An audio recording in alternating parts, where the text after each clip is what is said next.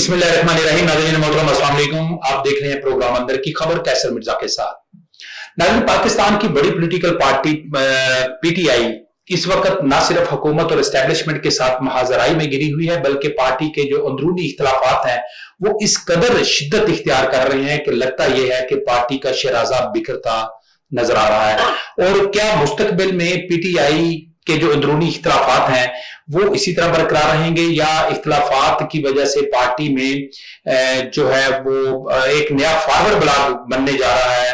इस हवाले से पार्टी के जो सरबराह हैं इमरान खान, वो इन तमाम हालात से आगाह भी हैं या कि उन्हें इस हवाले से मुकम्मल तौर पर जो है वो लाइलम रखा गया है, और पार्टी के जो यही इख्तलाफात चलते रहे तो मुस्तकबिल पर इस पार्टी पर जो है वो क्या असरात मरतब होंगे, ये हमारा पहला मौजू है। और इसके अलावा दूसरा जो इस वक्त आलमी कसाद बाजारी है उस पर बात करेंगे। अमेरिका ने पूरी दुनिया के मुख्तलिफ ममालिक पर टैरिफ लगाया, फिर उसके जवाबी टैरिफ लगाए जाने का भी सिलसिला शुरू हो चुका है, और इस वक्त पूरी दुनिया की जो मईशत है ये किस जगह पर चल रही है और इसके मुस्तकबिल पर क्या असरात मरतब होंगे, इस पर भी बात करेंगे। और इसके अलावा हमने देखा कि इमरान खान, नवाज शरीफ और अब्दुल मालिक बलोच, उनके मबैन एक अहम मुलाकात भी होती है, और ये मुलाकात बलोचिस्तान से दहशतगर्दी के खात्मे में क्या मावन साबित हो सकती है, इस पर भी बात करेंगे। इन तमाम मौज़ूआत पर बात करने के लिए आज हमारे साथ मौजूद है पाकिस्तान के मीडिया इंडस्ट्री का एक बड़ा नाम, सीनियर सहाफी, सीनियर तज्जियाकार जनाब रहील नवाज सवाती साहब। प्रोग्राम में आपको वेलकम करते हैं। सवाती साहब, इस वक्त हम देख रहे हैं कि एक साइड पे पीटीआई को हुकूमती और एस्टेब्लिशमेंट के साथ महाजराई जैसे मसाइल का सामना है, साथ ही पार्टी के अंदर के जो इख्तलाफात हैं वो कम होते हुए दिखाई नहीं दे रहे, बल्कि यहां तक इस वक्त चेयरमैन और जनरल सेक्रेटरी भी आपस में गुथम गुथा है। और गुज़श्ता रोज भी हमने देखा कि दोनों ने एक दूसरे के खिलाफ जो जुबान इस्तेमाल की, और इस वक्त पार्टी की जो सीनियर क़यादत है वो जो एक दूसरे के खिलाफ जुबान इस्तेमाल कर रहे हैं, तो इससे लग रहा है कि पार्टी जो है वो कई धड़ों में बढ़ चुकी है। तो ऐसी सूरत हाल में पीटीआई का मुस्तकबिल आपको कैसा नजर आ रहा है? जी बहुत शुक्रिया एक दफा फिर। और जो बात आप कर रहे हैं पाकिस्तान तहरीक इंसाफ के हवाले से, इसमें सूरत हाल ही है कि जो पार्टी के सरबराह हैं इमरान खान, वो चूंकि जेल में है, वो ग्राउंड पर तो है नहीं, और उनके पास मालूमात का जरिया भी यही लोग हैं जो जाकर उनसे मुलाकात करते हैं, और उनमें से जो भी मुलाकात करते हैं, जैसे कि आपने कहा कि एक वाज़ेह तरकीब नजर आती है, न सिर्फ तरकीब है बल्कि वो आपस में गुत्थम गुत्था भी है और एक दूसरे के खिलाफ बयानबाजी भी करते हैं, और इससे भी आगे की बातें मौजूद है। और कोई एक धड़ा नहीं है, कई धड़े इस वक्त मौजूद है, और उसकी एक बड़ी वजह जो पीटीआई के सरबराह है वो खुद है, क्योंकि वो जेल में है। तो उनकी भी जो सियासत अब तक नजर आई है वो यही नजर आई कि वो पार्टी में भी किसी एक को इख्तियार नहीं देते, वो पार्टी के अंदर खुद लोगों को एक दूसरे से लड़ा के वो तकसीम करो और राज करो वाली सियासत कर रहे हैं। अच्छा। तो बाहर नहीं, हमको ये खतरा है कि अगर कोई एक फर्क या कोई फरीक अगर मैं उसको इख्तियार दे तो कहीं वो इमरान खान की जगह ना ले दे, तो उनको खुद इस बात का खतरा है। वो खुद इस पॉलिसी को पहले चलाते रहे और अब ये जड़ पकड़ चुकी है। और दूसरी बात यह है कि पाकिस्तान तहरीक इंसाफ के पास आते देखें कि वो दूसरी सियासी जमातों पर तनकीद करती रही है कि यहाँ पर कोई सियासी निजाम नहीं है और यहाँ पर बादशाहत है और ये लोग इंतखाबात नहीं कराते। दूसरी तरफ अब पीटीआई उससे कई कदम आगे जाकर बात करती है। कोई भी सियासी मसला हो तो बाकायदा अगर पार्टी की स्ट्रक्चर मौजूद हो तो वहां पर जनरल सेक्रेटरी और सदर मौजूद है, चेयरमैन उनकी मौजूद है, दीगर अहदेदार मौजूद है। बाहमी मुशावरत से किसी कौमी मसले पर वो रद्द अमल दे, उसको मुख्तलिफ फैसला करे।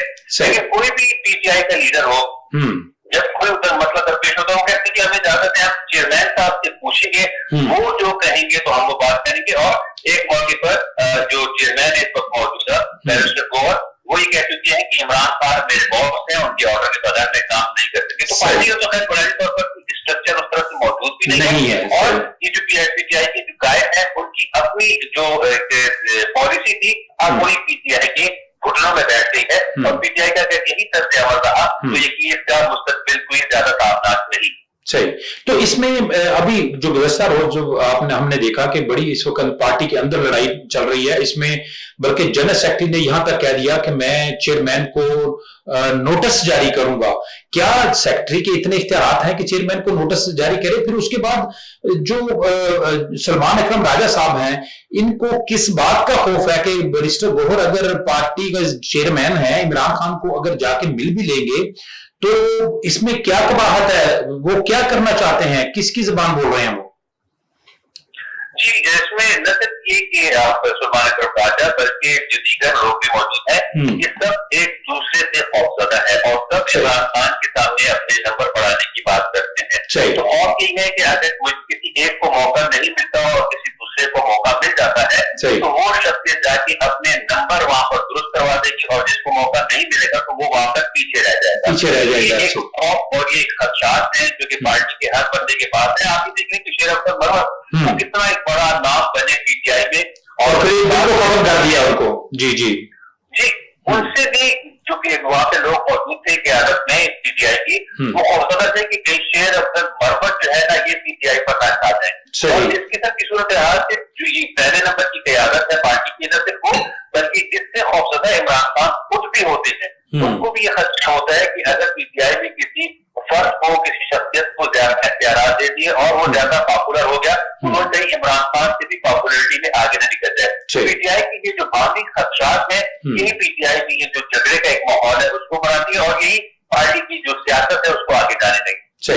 تو یہ سواتی صاحب ہم دیکھ رہے ہیں کہ یہ جو صورتحال ہے آج کل تو بہت ہی زیادہ گمبھیر ہوتی ہوئی نظر آ رہی ہے. ماضی میں بھی پی ٹی آئی کی پارٹی کے اندر اختلافات ضرور رہے ہیں، لیکن وہ جو مقتدر حلقے ہیں وہ نہیں چاہتے تھے کہ پارٹی میں فارورڈ بلاک بنے، وہ اسی طرح سسٹم کو آگے لے کر چلنا چاہتے تھے. لیکن کیا آپ سمجھتے ہیں کہ موجودہ حالات کا فائدہ اٹھاتے ہوئے وہ مقتدر حلقے جو ہیں وہ پارٹی کو شرازہ بکھیرنے میں کوئی رول پلے کر سکتے ہیں؟ کیا پارٹی کے اندر کوئی فارورڈ بلاک بن سکتا ہے اس وقت؟ آپ کو کوئی ہوا نظر آ رہی ہے ایسی؟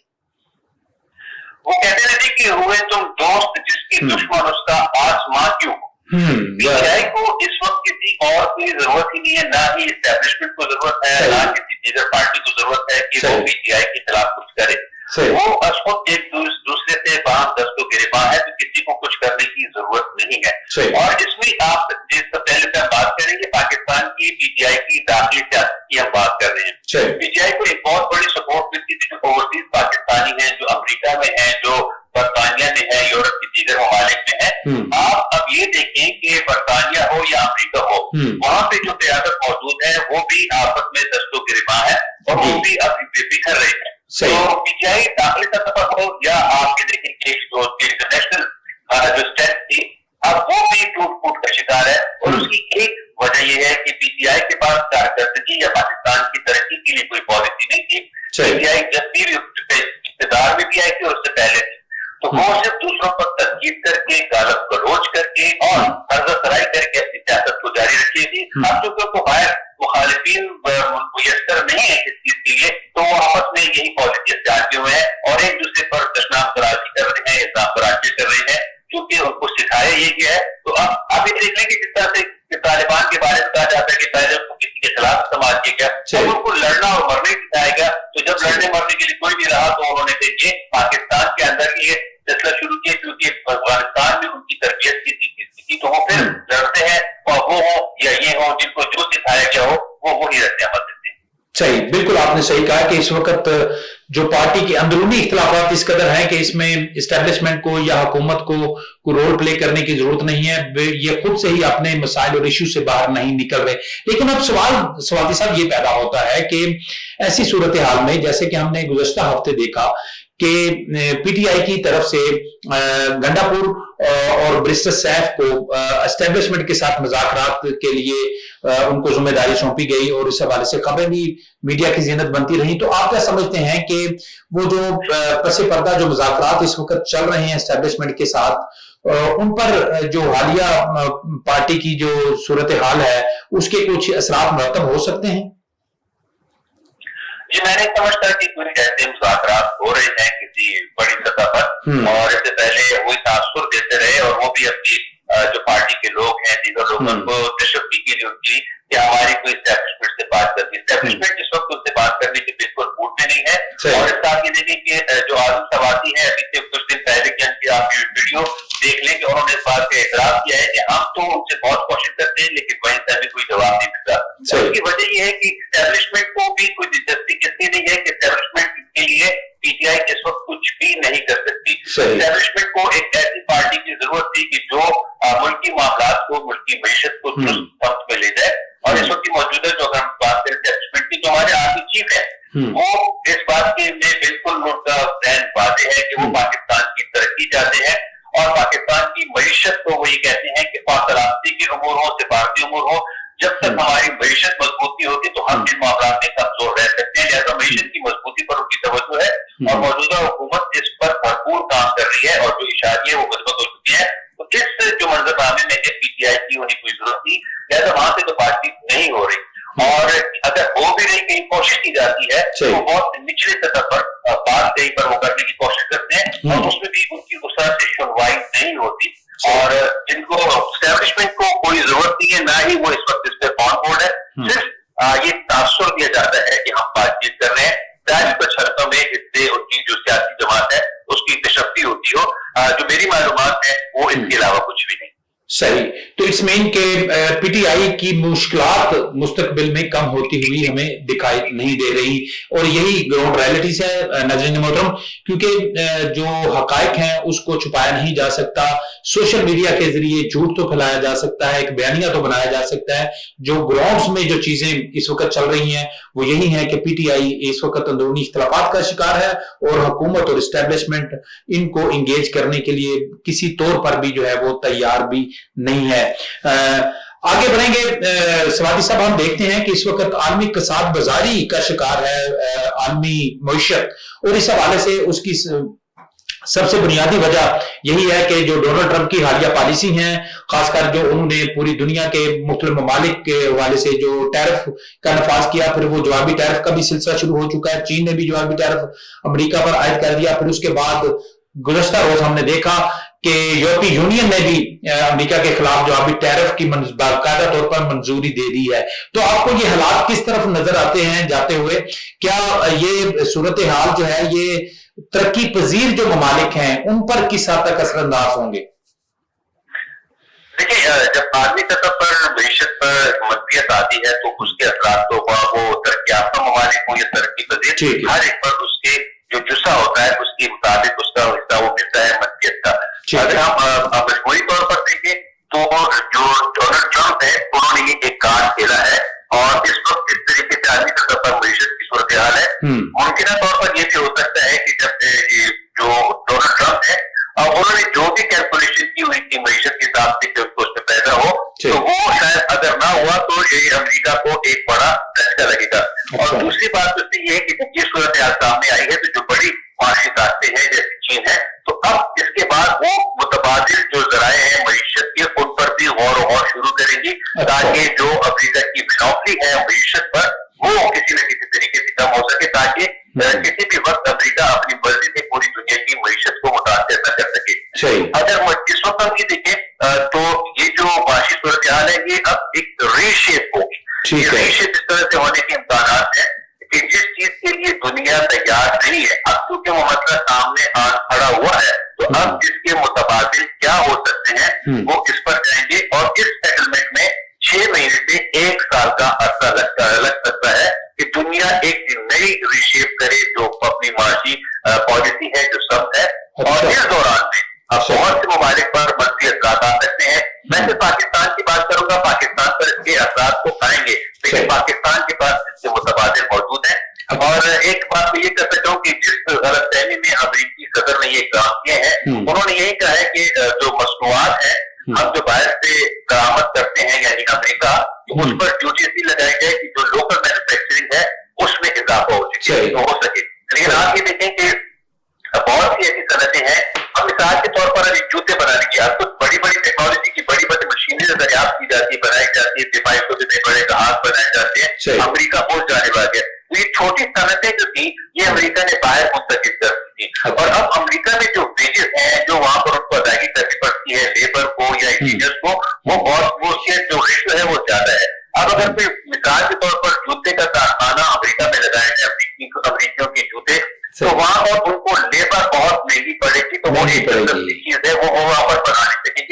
जूतों की फैक्ट्री की तो मैं मिसाल आपको सकती है, इस तरह की जो मसनूआत है, मशीनरी तो आप कहाँ से कह सकते हैं, लेकिन वो लेबरिंग कहाँ से आप उधर से इतनी महंगी लेबरिंग की लेबरिंग कॉस्ट उनकी इतनी ज्यादा है कि जो उनकी सोच है कि वो शायद तमाम इंडस्ट्रीज को वहां पर जो है इफेक्टिव कर सकेंगे, ऑपरेशन कर सकेंगे, शायद ही मुमकिन न हो। और उनकी जैसे ही ये गलतफहमी दूर होगी तो फिर उनको दुनिया के साथ आकर आर्मी मईशत में जो आर्मी सतह पर तिजारत के लिए और मसनूआत की तैयारी के लिए जो कवानीन जो ज़ाब्ते कायम किए जा चुके हैं उनके मुताबिक चल रहा होगा। इस वक्त वो किसी कानूनी ज़ाब्ते को नहीं मान रहे, तो ये एक रीशेपिंग का फेज है। अब ये देखना होगा कि ये कितना आगे चलता है और फिर नई तब दुनिया क्या एहतियात करती है। जी बिल्कुल, बहुत अच्छे अंदाज में आपने इसको एलेबोरेट किया। स्वाति साहब, अभी हम देख रहे हैं कि दहशतगर्दी एक बड़ा मसला है पाकिस्तान का, और खासकर बलूचिस्तान और खैबर पख्तूनख्वा दहशतगर्दी का शिकार है, और मकामी हुकूमतों की तरफ से वफाकी हुकूमत के साथ को इस तरह से वो को मुस्बत कोई, बलूचिस्तान में तो कुछ चीजें बेहतर हैं, लेकिन खैबर पख्तूनख्वा के जो बात करें तो वहां से कुछ तावन वफाक के साथ उस तरह से नहीं हो रहा। बलूचिस्तान इस वक्त सबसे ज्यादा दहशतगर्दी का शिकार है, और उसमें हम देख रहे हैं कि BLA, BLF और दीगर जो इंतहाब पसंद ग्रुप्स हैं वो मुतहर्रिक हैं। अब जो रिसेंटली नवाज शरीफ साहब की अब्दुल मालिक बलोच साहब के साथ एक मुलाकात होती है, आप क्या समझते हैं कि ये मुलाकात बलूचिस्तान में दहशतगर्दी के खात्मे में कितनी मावन साबित हो सकती है? जी देखिए, ये बड़ी अहम मुलाकात है और तमाम सियासी पार्टी बिलखुसूस मुस्लिम लीग नून का भी ये मौक़िफ़ रहा है कि बलूचिस्तान के मसले के हल के लिए सियासी अंदाज इख्तियार की जाए, बातचीत की जाए, और ये भी एक हल है। लेकिन बलूचिस्तान पे अगर हम पहले बात कर ले तो बलूचिस्तान में इस वक्त दोनों तरह की चीजें चल रही हैं, और जो रियासत है, हमारी हुकूमत है, हमारी जो आर्मी है, खासतौर पर हमारी आर्मी चीफ में एक चीज में बिल्कुल वाज़ेह है उनकी कि आप प्रो पाकिस्तानी है या एंटी पाकिस्तानी है, ये चीज उन्होंने ड्रॉ कर दी है। एक लाइन है, इस तरफ प्रो पाकिस्तानी है और उस तरफ में एंटी पाकिस्तानी है। ग्रे एरिया के वो बिल्कुल नहीं है कि आप एक तरफ से रियासत पर, पाकिस्तान पर आप हमला भी करें, दहशतगर्दी करें, और उसके साथ आप उसको थोड़ा सा सियासी रंग देकर, थोड़ा सा इंसानी हुकूक का रंग देकर आप ग्रे एरिया में रह के आप अगर आप पर सख्ती आए तो आप सियासत की तरफ चले जाए, और अगर आप जो है नरम हो तो आप दहशतगर्दों के साइड पे खड़े होकर आप काम चलाए।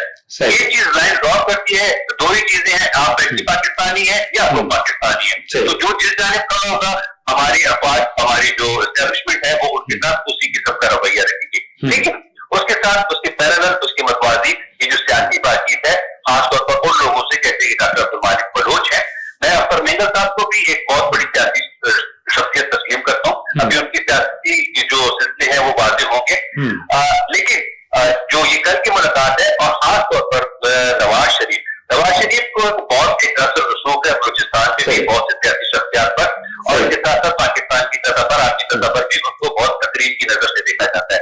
और इससे पहले वो हमें खामोश नजर आए, जिस पर उनसे शिकायत भी की जाती थी कि आप क्यों एक तरफ होकर बैठे हैं। लेकिन अब जिस तरह से कल उन्होंने हामी भरी है, तो उनकी जड़ें बलूचिस्तान में खासतौर पर वहां की सियासी शख्सियात की तरफ इतने गहरे ताल्लुकात हैं कि वो एक तो इस मसले का इदराक भी रखते हैं, और फिर इसके हल के लिए किस सतह पर क्या काम करना है वो ये भी जानते हैं। तो अब आप ये देखें कि डॉक्टर मालिक बलोच साहब वो खुद चलकर उनके पास आए हैं, और मियां नवाज शरीफ ने हामी भरी है कि आप मैं इसकी किरदार अदा करूंगा।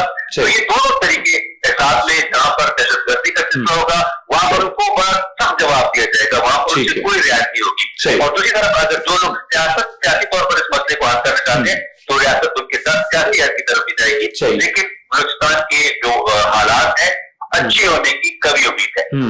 यानी कि आपका कहना है कि इस वक्त हुकूमत और एस्टेब्लिशमेंट ने यह डिसाइड किया है जो पॉलिटिकल पार्टीज हैं उनको एंगेज किया जाए, उनके जो इश्यूज हैं जो अवामी सतह पर हल हो सकते हैं उसके हल की तरफ भी बढ़ा जाए, और जो दहशतगर्द हैं उनके साथ जो हार्ड स्टेट वाली बात की जाती है उसी रवैये में और उसी अंदाज में उनके साथ उनके खिलाफ जो है वो कार्रवाई की जाए, यही कहना है। और मेरे ख्याल में यही मुस्तकबिल में एक अच्छी पॉलिसी साबित हो सकती है।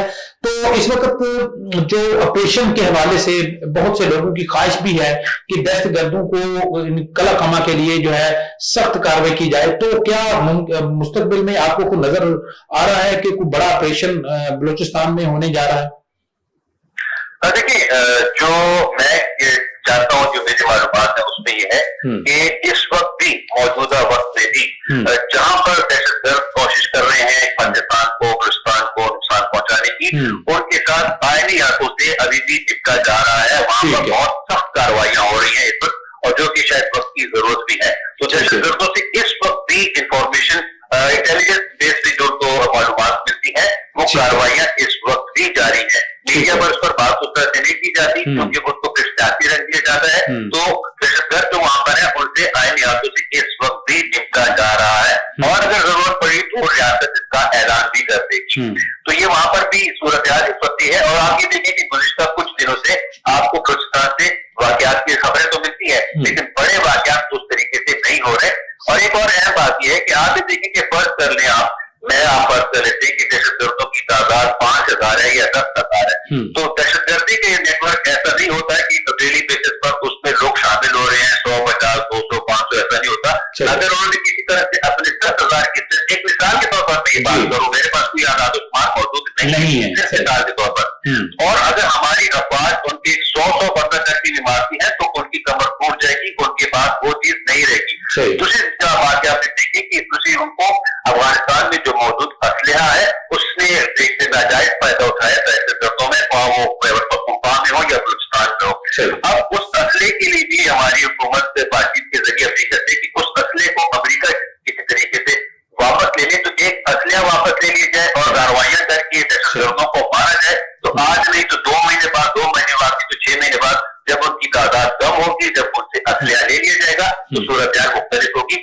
آپ نے ساتھ خیبر پختونخوا کی بات کی تھی, تو خیبر پختونخوا کی میں جو صورتحال ہے اس میں وہاں کی موجودہ حکومت کی نالائکی شامل ہے. انہوں نے جب پاکستان تحریک انصاف کی حکومت تھی اس وقت خیبر پختونخوا میں تھی, ابھی تیسری حکومت ان کی چل رہی ہے, تو دہشت گردوں کو انہوں نے جیل سے بھی چھوڑا اور بہت سے دہشت گردوں کو انہوں نے افغانستان سے لا کر یہاں پر آباد کیا. تو موجودہ وہاں کی دہشت گردی میں پی ٹی آئی کا اپنا بہت کم دخل ہے. اگر وہ تسلیم نہیں کرتی لیکن دنیا کے سامنے ہے, وہاں پر آپ دیکھ لیں ANP دیکھ لیں, دیگر جماعتیں دیکھ لیں, وہ بار بار یہی شکوہ کرتی ہیں کہ پی ٹی آئی نے یہ دہشت گرد وہاں پر لا کر کیوں بچائے اور جیلوں سے خطرناک دہشت گرد کیوں رہا.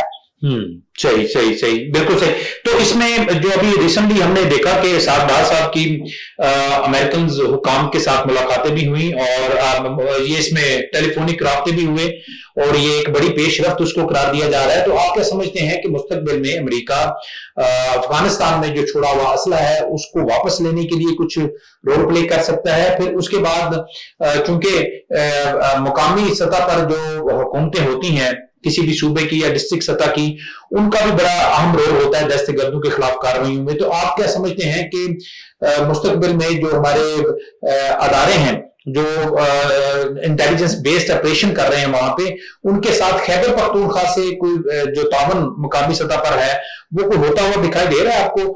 آپ سمجھتے ہیں کہ سی ایم جو ہے وہ کوئی بہتر پالیسی کے تحت آگے بڑھیں گے؟